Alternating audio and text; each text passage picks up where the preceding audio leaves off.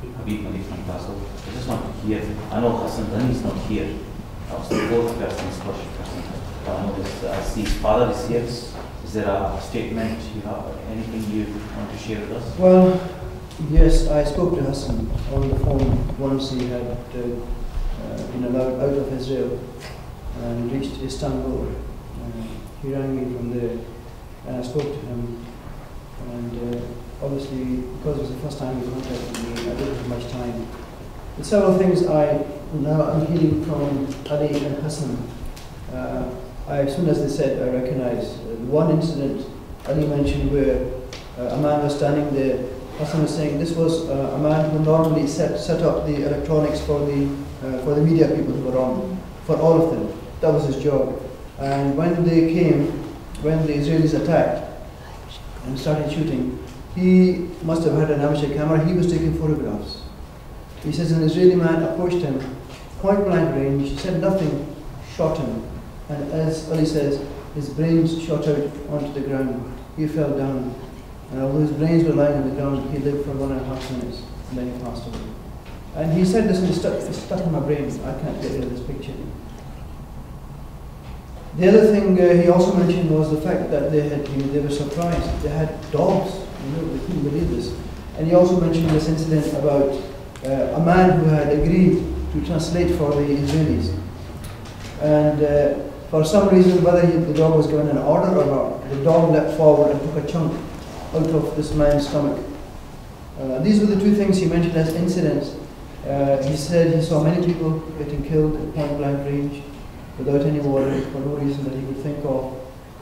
He found that the Israelis behaved like the arrogance and the aggressiveness he had never encountered in his life before. He could not believe that any humans could behave like this to dogs, forget about behave like this to humans.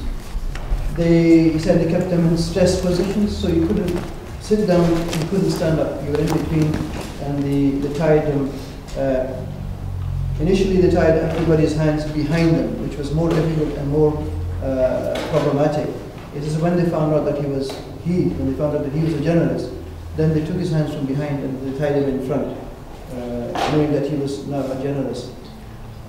He seemed in the telephone reasonable. I mean, I was trying to feel whether there was any stress, and I couldn't at that time in the 10-15 seconds that I had, apart from asking him other things, feel that he seemed to be okay. But having heard what Ali is saying and having heard him speaking, I also feel for Hassan's state of mind, as I really feel very, very sad for Ali. He's obviously been very badly stressed out, and it worries me that we are in an area of the world where we have both political power, financial power, and military power. And normally when any other tin pot regime even takes 1 foot wrong, they come down on it like a tin of bricks. Yet here we have a regime which for decades has been treating a complete community of helpless people worse than dogs and cats.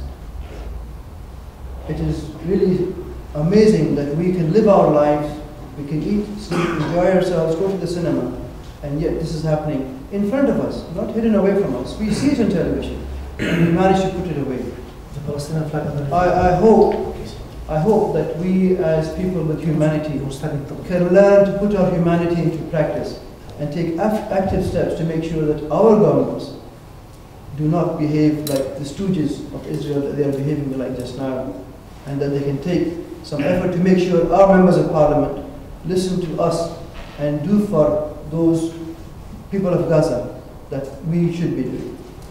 Thank you very much. Okay, I think that was very, very important. There's 5 Scots on board that ship, but those who were living in Scotland were the 3 here, and Hassan Ghani, who's working as a journalist on board, he was covering the story as the Israelis were attacking, and I was watching him live as he was passing over his statements to the media. Okay, questions? Association. I'd just like to ask, I asked Teresa this yesterday, but if you wouldn't mind again, just in brief answers, would you all go back? Do you all have plans to rejoin another flotilla? And if so, very briefly, why? Would Hassan go back? Well, I asked Hassan this, and he asked me, would you allow me to go back? I said, I wouldn't allow you to go back. I would encourage you to go back. Hassan chose this career, like those of the media are sitting here, not purely just as a career for financial return. He wants to eventually be a documentary maker. And the reason he wants to be a documentary maker, because he's seen some of the documentary makers who have managed to highlight the plights of those people of whom nobody is aware, nobody cares about. So he's already done 4 or 5 documentaries which have been on various satellite televisions. And this is his core reason for choosing this career. So he has been with the previous convoys. He has worked in other cases where, in Pakistan for instance, where people have been picked up off the streets and sold to the Americans for $1,000. He's done documentaries on those. So he lives for that.